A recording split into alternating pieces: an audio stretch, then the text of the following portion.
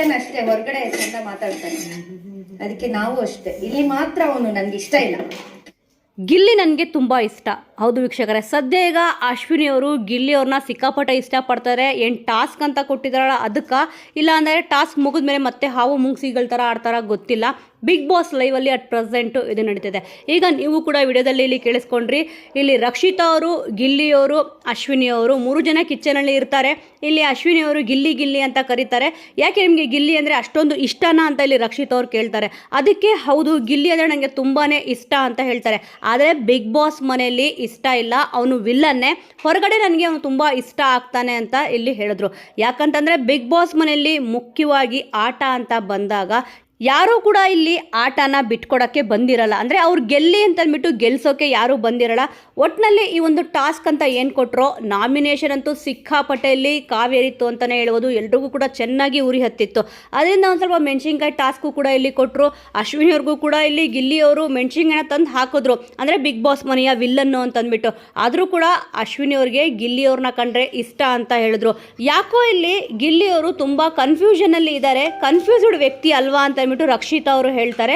ಹೌದು, ಈ ಮನುಷ್ಯ ಸ್ವಲ್ಪ ಇಲ್ಲಿ ಕನ್ಫ್ಯೂಸ್ಡ್ ವ್ಯಕ್ತಿ ಅಂತ ಇಲ್ಲಿ ಅಶ್ವಿನಿ ಅವರು ಹೇಳ್ತಾರೆ. ಅವರು ಹೆಂಗೆ ಕೂಡ ಇರಲಿ, ಆದರೆ ಅವರು ಇಷ್ಟ ಆಗ್ತಾರಲ್ವಾ ಅಂತ ಕೂಡ ಇಲ್ಲಿ ರಕ್ಷಿತಾ ಅವರು ಹೇಳ್ತಾರೆ. ಅದಕ್ಕೆ ಅಶ್ವಿನಿ ಅವರು ಕೂಡ ಹೌದು, ಅವ್ನು ನನಗೆ ಇಷ್ಟ ಅಂತ ಹೇಳ್ತಾರೆ. ಬೆಳಿಗ್ಗೆಯಿಂದ ಸುಮಾರು ಒಂದು 10ರಿಂದ 15 ಸತಿ ಗಿಲ್ಲಿ ತುಂಬಾನೇ ಒಳ್ಳೆಯವನು, ನಾನು ಗಿಲ್ಲಿ ಜೊತೆ ಇಲ್ಲಿ ಇರ್ತೀನಿ, ಗಿಲ್ಲಿ ಕಂಡ್ರೆ ಇಷ್ಟ ಅಂತ ಹೇಳಿದ್ದಾರೆ. ಒಟ್ಟಿನಲ್ಲಿ ಟಾಸ್ಕ್ ವಿಚಾರವಾಗಿ ಹೇಳಿದ್ರು ಏನೋ ಗೊತ್ತಿಲ್ಲ, ಆದರೆ ಹೊರಗಡೆ ಹೋದ್ಮೇಲೆ ಇಲ್ಲಿ ತುಂಬಾನೇ ಇಷ್ಟ ಆಗ್ತಾರೆ. ಬಿಗ್ ಬಾಸ್ ಮನೇಲಿ ಇಷ್ಟ ಆಗಲ್ಲ, ವಿಲ್ಲನು ಅಂತ ಹೇಳಿದ್ದಾರೆ. ಒಟ್ಟಿನಲ್ಲಿ ಈ ಒಂದು ಮಾತುಕತೆ ಏನಿದೆ ನೋಡೋಕ್ಕೆ ತುಂಬಾನೇ ಚೆನ್ನಾಗಿದೆ.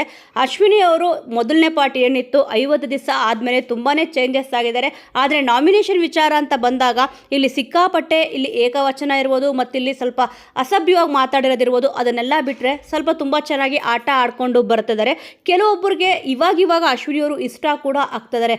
ಏನಕ್ಕೆ ಅಂತಂದರೆ ಜಾಸ್ತಿ ಗಿಲ್ಲಿಯವ್ರ ಜೊತೆ ಇಲ್ಲಿ ಕಾಣಿಸ್ಕೊತಿದ್ದಾರೆ. ಅದರಲ್ಲೂ ಕೂಡ ಕಿಚನ್ ಡಿಪಾರ್ಟ್ಮೆಂಟ್ ಅಂತ ಬಂತು ಅಂತಂದರೆ ಇಲ್ಲಿ ಗಿಲ್ಲಿಯವ್ರನ್ನೇ ಜಾಸ್ತಿ ಅವರು ಕರೀತಿದ್ದಾರೆ.